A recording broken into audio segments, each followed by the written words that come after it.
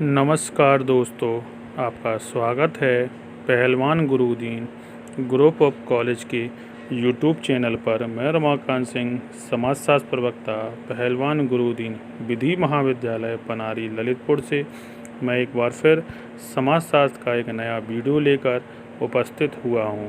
मेरे वीडियो को like, share, comments जरूर करें और चैनल को सब्सक्राइब करें, बेल आइकन दबाएं ताकि आपको नए वीडियो की नोटिफिकेशन मिल सके।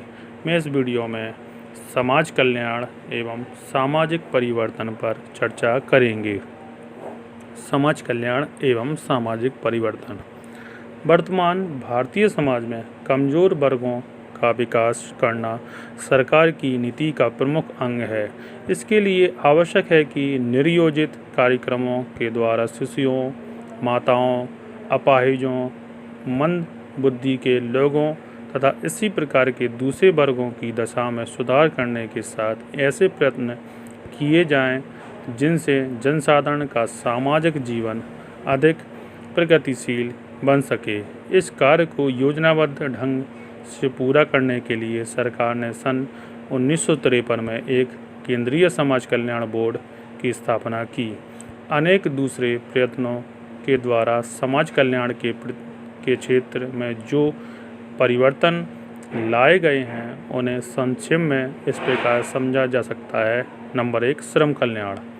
भारत में संगठित उद्योगों तथा गैर कृषि प्रतिष्ठानों में काम करने वाले श्रमिकों की संख्या आज 6 करोड़ से अधिक है।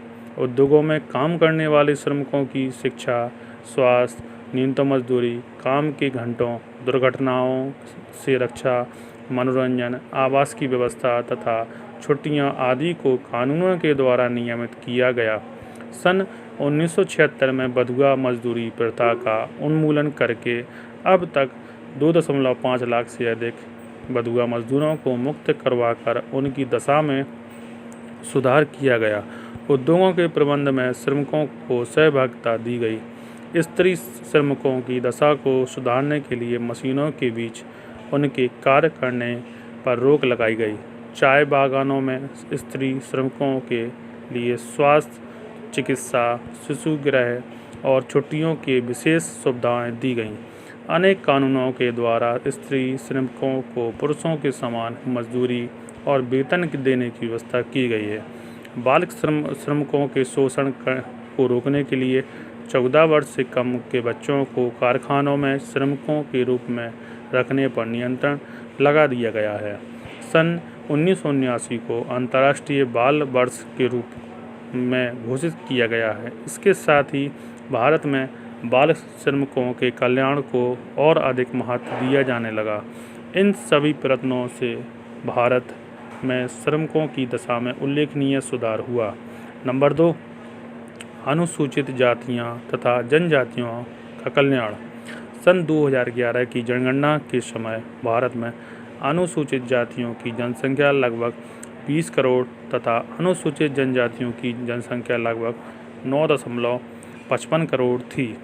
स्वतंत्रता के बाद जब यह महसूस किया गया कि इन वर्गों की स्थिति में परिवर्तन लाए बिना समाज जीवन को स्वस्थ नहीं बनाया जा सकता है, फलस्वरूप भारत के नए संविधान द्वारा अनुसूचित जातियों के लिए प्रतियोगी परीक्षाओं में 15% तथा अन्य सेवाओं में 16.66% स्थान सुरक्षित कर दिए गए। सन 1955 में अस्पृश्यता अपराध अधिनियम पास करके छुआछूत संबंधी सभी तरह के व्यवहारों का प्रतिबंध लगा दिया गया। सरकार द्वारा अनुसूचित जातियों को शिक्षा का प्रोत्साहन देने के लिए उन्हें छात्रावासों, पुस्तकों, छात्रवृत्तियों तथा आर्थिक सहायताओं की विशेष सुविधा दी गई। अपना निजी व्यवसाय आरंभ करने के लिए ऋण की सुविधाएं देकर उनकी आर्थिक दशा में सुधार लाने का प्रयत्न किया गया। लोकसभा तथा विधानसभाओं में अनुसूचित जातियों के लिए स्थान सुरक्षित कर दिए गए। अब पंचायती राज संस्थाओं में भी अनुसूचित जातियों की जनसंख्या के अनुपात में उनके लिए स्थान सुरक्षित किए गए। अनुसूचित जनजातियों के लिए विभिन्न कल्याण कार्यक्रम लागू करने के फलस्वरूप उनमें साक्षरता बढ़ी तथा उनकी आर्थिक स्थिति में भी तेजी से सुधार हो रहा है। स्वास्थ्य और आवास की अधिक सुविधाएं मिलने से अनुसूचित जनजातियों का जीवन पहले से बहुत अधिक प्रगतिशील बन चुका है। नंबर 3, पिछड़े वर्गों की दशा में सुधार। पिछड़े वर्ग वे हैं जो सामाजिक, शैक्षणिक और आर्थिक क्षेत्र में बहुत पिछड़े होने के बाद भी अनुसूचित जातियों की श्रेणी में सम्मिलित नहीं थे। भारत में इन जातियों के लोगों की कुल जनसंख्या देश की जनसंख्या का लगभग 27% भाग है। इन पिछड़ी जातियों के विकास के संबंध में संस्तुतियाँ देने के लिए 1979 में मंडल आयोग की नियुक्ति की गई। इस आयोग की सिफारिशों के आधार पर सन 1992 में सर्वोच्च न्यायालय ने ऐतिहासिक निर्णय देते हुए पिछड़े वर्गों के लिए सभी सरकारी सेवाओं में 27% आरक्षण की अनुमति दे दी। पिछड़े वर्गों की दशा में सुधार होने से निश्चय ही भारतीय समाज के बहुत बड़े वर्ग में एक नई सामाजिक और राष्ट्रीय चेतना विकसित हुई है। नंबर 4, असमर्थ व्यक्तियों का कल्याण। असमर्थ व्यक्तियों में ऐसे सभी लोगों को सम्मिलित किया जाता है जो धंधे, बहरे, मूक, शारीरिक रूप से दोषयुक्त, पागल अथवा निराश्रित हैं। इनके जीवन में परिवर्तन लाने तथा उनका विकास करने के लिए सरकार ने राष्ट्रीय सलाहकार परिषद की स्थापना की। यह परिषद असमर्थ व्यक्तियों की शिक्षा, प्रशिक्षण और नौकरी की सुविधाओं के बारे में सरकार को सलाह देती है। मानसिक रूप से पीड़ित और विकलांग छात्रों के लिए विशेष शिक्षा संस्थाएं स्थापित की गईं तथा केवल विकलांग लोगों को रोजगार देने के लिए 18 विशेष रोजगार दफ्तर खोले जा चुके हैं। अब यह महसूस किया जाने लगा है कि समाज के इतने बड़े वर्ग के जीवन में नियोजित रूप से परिवर्तन लाए बिना सामाजिक जीवन को प्रगतिशील नहीं बनाया जा सकता। नंबर 5, साक्षरता में वृद्धि। भारत में नियोजित परिवर्तन का एक अन्य रूप साक्षरता और शिक्षा की तेजी से बढ़ती हुई सुविधाओं के रूप में देखा जा सकता है।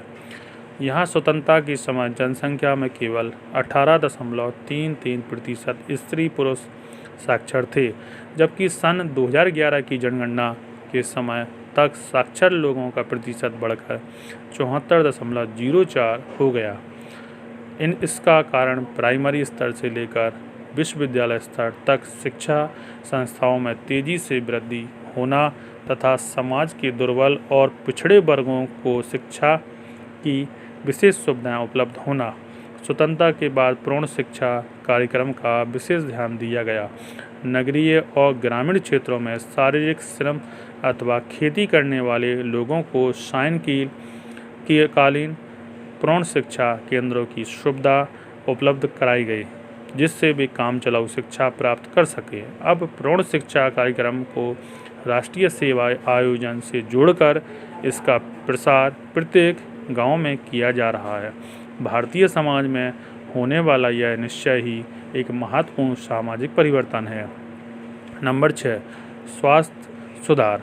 समाज कल्याण के लिए यह आवश्यक है कि लोगों को अपने स्वास्थ्य के स्तर में सुधार करने तथा पोषित आहार की समुचित सुविधाएं उपलब्ध हो।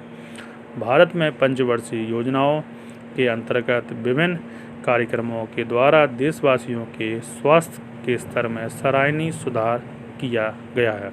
इस समय देश के ग्रामीण क्षेत्रों में भी 20,000 से अधिक प्राथमिक स्वास्थ्य केंद्रों की स्थापना के द्वारा सभी क्षेत्रों में निवासियों स्वास्थ्य की सुविधाओं और स्वास्थ्य के नियमों का प्रशिक्षण दिया जा रहा है। देश में मलेरिया और चेचक जैसी बीमारियों का लगभग अंत हो चुका है। विकास खंडों के द्वारा पीने के पानी और सफाई को विशेष महत्व दिया जाता है।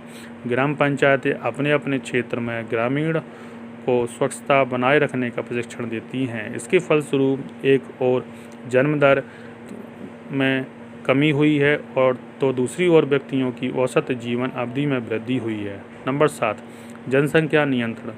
भारत में नियोजित परिवर्तन का एक मुख्य रूप से नियोजित रूप से जनसंख्या वृद्धि पर नियंत्रण रखना है। यहाँ तेजी से बढ़ती हुई जनसंख्या के कारण ही सामाजिक आर्थिक विकास के लक्ष्य को पाना बहुत कठिन हो गया था। इस पर नियंत्रण लगाने के लिए सरकार द्वारा सभी नगरीय और ग्रामीण अस्पतालों तथा स्वास्थ्य केंद्रों में परिवार नियोजन की सुविधाएं उपलब्ध कराई गईं।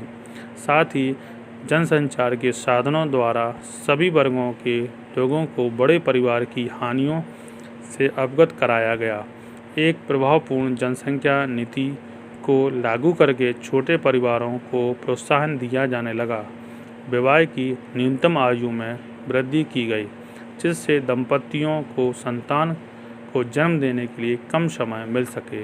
इसके बाद भी आज भारत में प्रतिवर्ष 1.70 करोड़ अतिरिक्त व्यक्तियों की वृद्धि हो जाती है। बस आज का व्याख्यान यहीं समाप्त किया जाता है। धन्यवाद।